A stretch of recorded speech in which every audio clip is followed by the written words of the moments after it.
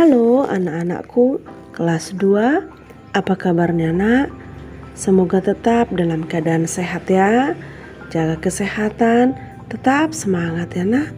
Rajin belajar, rajin berdoa, tunjukkan bahwa dirimu adalah seorang yang baik yang merupakan kebanggaan orang tua.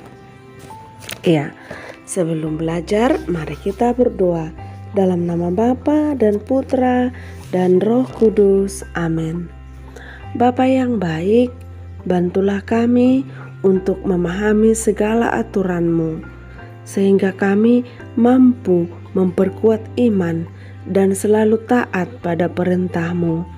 Kami percaya dengan pertolongan rahmat-Mu, kami mampu melawan godaan-godaan demi kemuliaan nama-Mu. Demi Kristus Tuhan dan pengantara kami. Amin. Dalam nama Bapa dan Putra dan Roh Kudus. Amin. Mari anak-anak ibu yang baik, kita lanjutkan pelajaran kita. Kita memasuki bab 5, yaitu tentang iman Kristiani. Dalam iman Kristiani ini nanti kita akan mempelajari 4 hal. Yang pertama adalah iman adalah anugerah.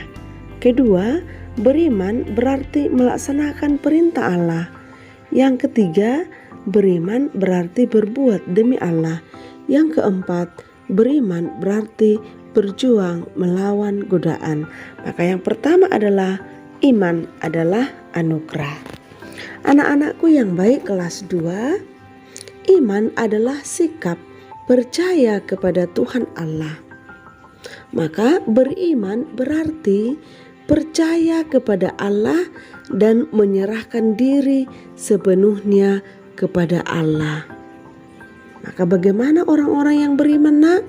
Orang-orang yang beriman berarti bersikap dan berbuat sesuai dengan kehendak Allah. Maka iman itu dapat dibuktikan dengan sikap dan perbuatan, yaitu dengan menjalankan perintah Allah dengan taat. Maka orang beriman itu menyerahkan hidupnya secara total kepada Allah. Tuhan Allah yang menjadi tujuan utama dalam hidupnya. Maka segala perkataan dan tindakan yang dilakukan mengarah kepada Allah. Maka martir yang diakui oleh gereja artinya adalah orang yang rela menderita dan mati demi imannya kepada Tuhan. Martir itu orang yang rela menderita dan mati demi imannya kepada Tuhan Allah. Seperti apa itu contohnya nak? Santo Tarsisius ya, yang rela menderita dan mati demi imannya kepada Allah. Masih banyak lagi santo ya. Maka dalam perjalanan hidup sehari-hari kita tidak pernah lepas dari godaan dan tantangan. Maka untuk melawan tantangan dan godaan itu kita perlu memiliki iman yang kuat ya. Oke anak-anakku yang baik kelas 2, di sini kita akan melihat bagaimana kisah Santo Agustinus. Ya, itu nanti di halaman 111 sampai dengan 114 mengenai bagaimana Santo Agustinus memiliki iman yang teguh kepada Tuhan. Santo Agustinus ya adalah yang mengandalkan kekuatannya dan tidak percaya kepada Tuhan. Itulah dalam cerita itu. Maka dia nggak percaya kepada Tuhan.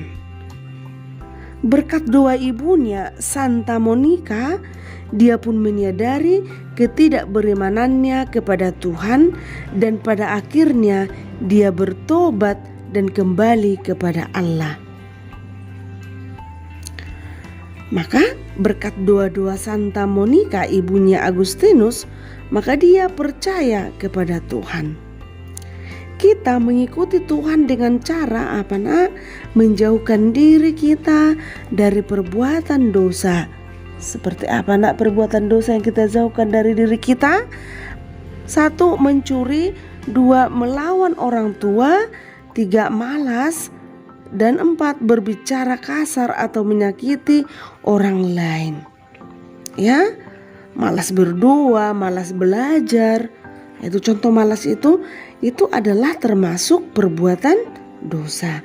Maka untuk mengikuti Yesus kita diminta untuk mampu menyangkal diri seperti yang tertulis dalam Matius 16 ayat 24 sampai dengan 28, hal mengikut Yesus. Maka hal-hal yang harus kita lakukan mengikut Yesus, secara mengikut Yesus, yang pertama adalah menyangkal diri. Ya, yang kedua memikul salib kita. Artinya apa itu nak?